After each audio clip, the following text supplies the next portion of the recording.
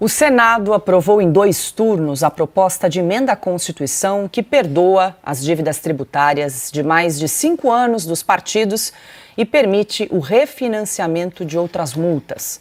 Somente o Partido Novo foi contrário à proposta.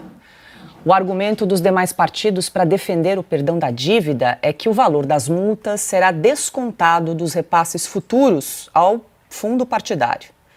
Quase 5 bilhões de reais para financiamento de campanha em 2024 serão distribuídos entre 29 partidos.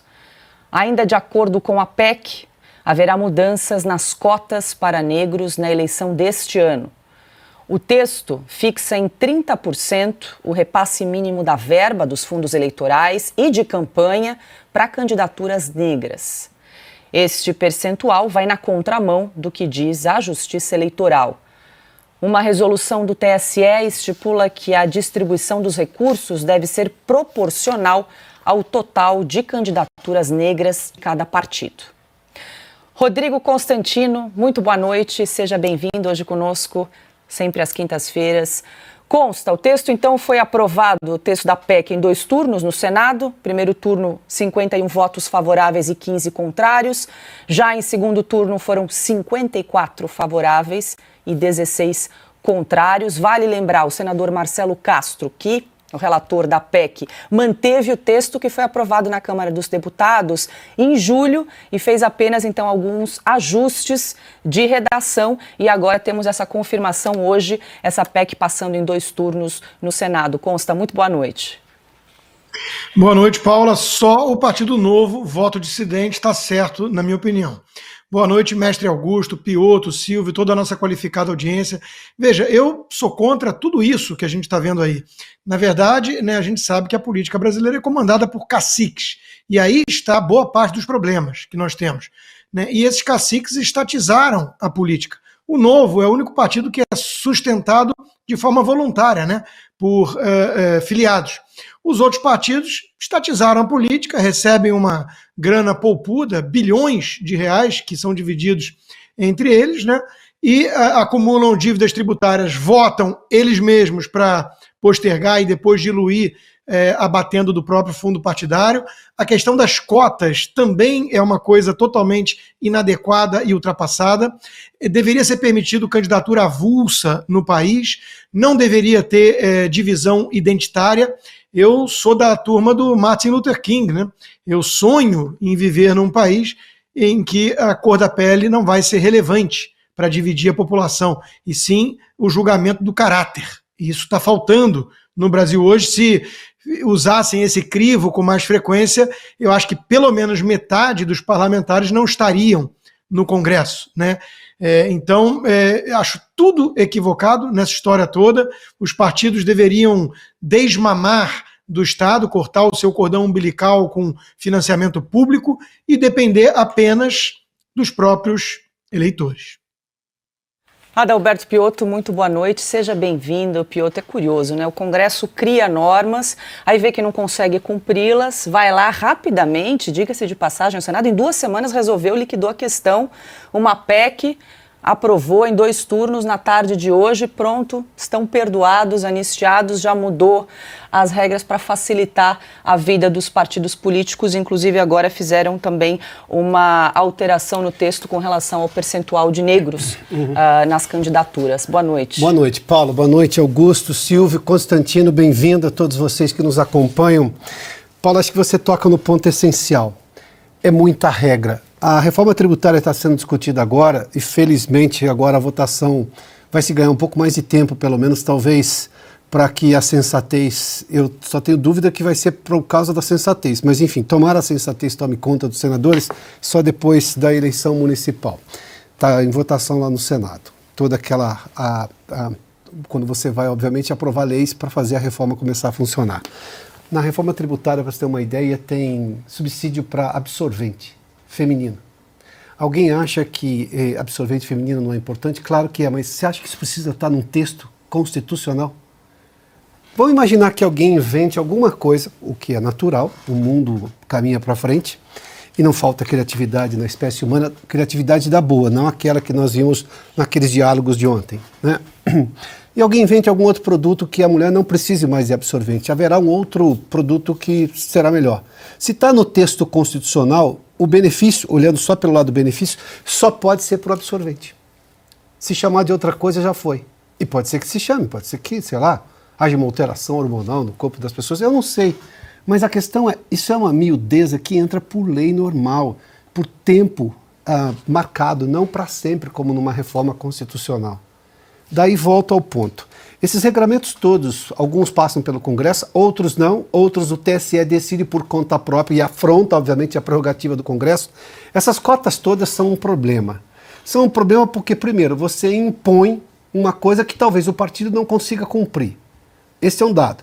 Mas os partidos também têm um problema. O Constantino fez menção, o partido é de cacique no Brasil. Não tem partido. Raramente você vê alguma coisa parecida com um partido político no Brasil.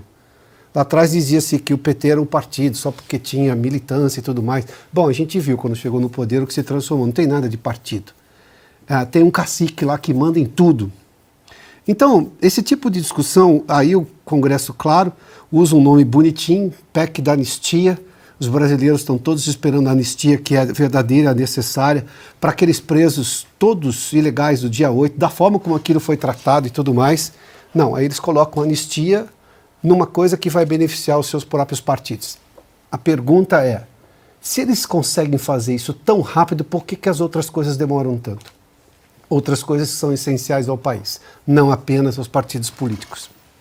Silvio Navarro, muito boa noite, seja bem-vindo. Silvio, em relação à candidatura de pretos e pardos, essa proposta que foi aprovada insere, então, na Constituição Federal a obrigação dos partidos de direcionar 30% dos recursos do fundo eleitoral e também do fundo partidário para candidaturas, então, de pessoas pretas e pardas. Como é que era antes? Nas versões anteriores, o percentual mínimo era de 20%, ou seja, já estava difícil de cumprir os 20%, agora eles mudaram, então, para fixar em 30% a candidatura de pessoas pretas e pardas. Silvio, muito boa noite. Olá, boa noite Pioto, Constantino, meu irmão Augusto Nunes, boa noite para você que nos acompanha. Bom, em primeiro lugar, sou contra qualquer tipo de cota, em qualquer lugar, inclusive. Cota segrega, tanto faz se é em relação à cor de pele, gênero, time de futebol, preferência à mesa, tanto faz. Qualquer tipo de cota segrega. E o resultado disso é que, eleição após eleição, nós temos casos de laranjal. Por exemplo, no caso de mulheres, os partidos são obrigados a cumprir uma cota, existe um número de mulheres que devem concorrer nas eleições, só que elas não têm interesse em concorrer, e o partido precisa buscar alguém para disputar, para estar na urna, e assim, claro, receber os recursos de fundo partidário, de fundo eleitoral, participar do bolo de distribuição dos minutos na televisão, no rádio, na propaganda, enfim, cumprir a cartilha do Tribunal Superior Eleitoral. Quando acaba a eleição, eles descobrem que determinadas candidatas, estou citando apenas um caso das mulheres, porque toda eleição isso se repete. Acaba a eleição e nem elas votaram nelas. É um laranjal. Esse é o primeiro ponto. Vocês falavam, e o Rodrigo, o Pioto, e concordo, sobre a questão da anistia. Nesse caso, e já falamos também sobre isso há algumas semanas, ninguém larga a mão de ninguém dentro do Congresso Nacional.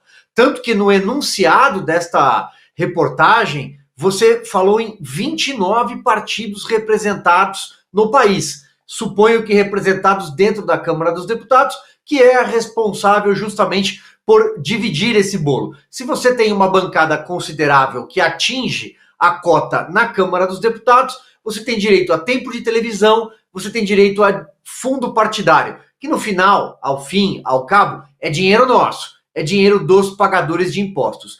29 legendas, é possível imaginar, dentro do espectro político brasileiro, hoje cada vez mais politizado, polarizado, radicalizado, inclusive, é possível imaginar 29 pessoas pensando diferente dentro de uma sala, se cada uma delas for representante de uma agremiação política?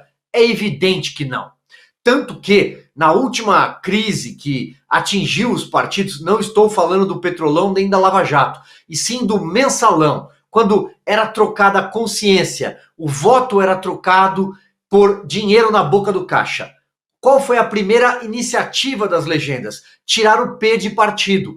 O PFL virou o DEM, o PP, né, que agora voltou, mas virou Progressistas, o PL virou o PR, Partido Republicano, o PMDB virou MDB, vamos recuperar o antigo Manda Brasa.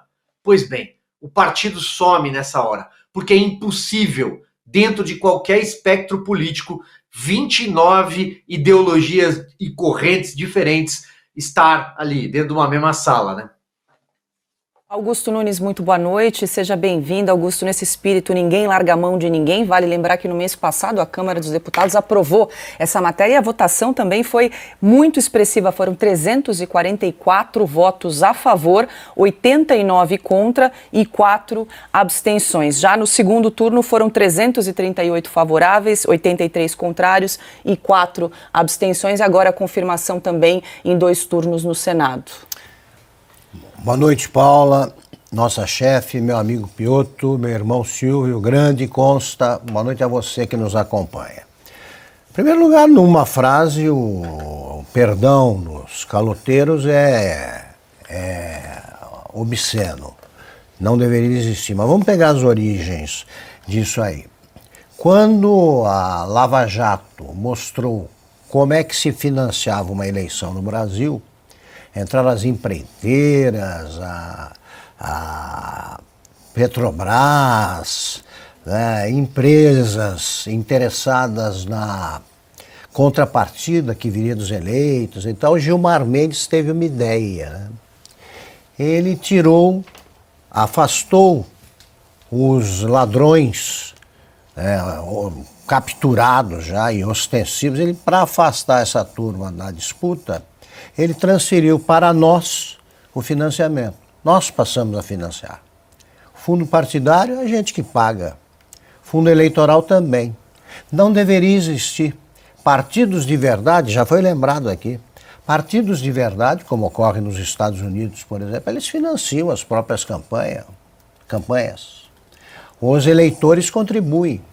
Pode contribuir empresa, sim, pode. Desde que você estabeleça critérios, para que não seja uma moeda de troca, né, o apoio eleitoral, e aí a empresa é beneficiada depois pelo eleito. Isso aí é simples, mas a ideia nasceu no Supremo. Claro, eles não disputam votos, eles não sabem como é uma eleição, eles ficam criando regras absurdas. Então não tem. O que o Brasil está precisando criar é partido de verdade. De verdade. Ser dono de partido hoje é uma beleza. Uma beleza.